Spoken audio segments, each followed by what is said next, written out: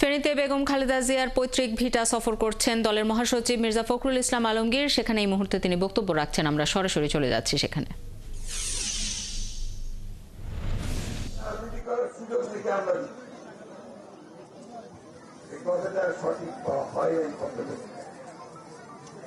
আমরা খুব পরিষ্কার করে আমাদের অবস্থা পরিষ্কার করেছি।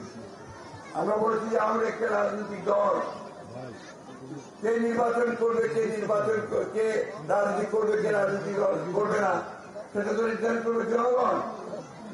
আমি একটা রাজনৈতিক দল হিসেবে তো সে নির্ধারণ করতে পারি না।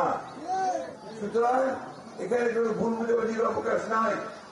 আমরা কখনোই কাউকে কোন দলকে নির্বাচন করতে দিতে বাধা করিনি। কিন্তু যারা হত্যা করেছে, যারা মানুষ খুন করেছে, যারা অন্যায় করেছে, দেশের আপনার সম্পদ নষ্ট করেছে, বিদেশে টাকা পাঠিয়ে দিতে, তাদেরকে অবশ্যই হাসিনা সহ সকলকে নিয়ে সেখানে বিচার করতে হবে, তাদেরকে শাস্তি দিতে হবে, পরিষ্কার করে দেবে।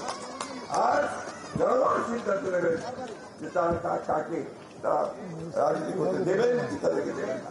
সেখানে আমরা কি হই, আমরা তার দায়িত্ব আমাদের নয়। আমি কথা বলবো না। আপনারা ভালো থাকেন, সুস্থ থাকেন, বাচ্চারা তোমরা ভালো থাকো। তোমরা হচ্ছে আমাদের ভবিষ্যৎ। তোমরা গড়ে উঠবে, মানুষকে ভালোবাসবে, সবাইকে ভালোবাসতে শিখবে, গুরুজনকে সম্মান করতে শিখবে এবং লেখাপড়া শিখে নিজের পায়ে নিজে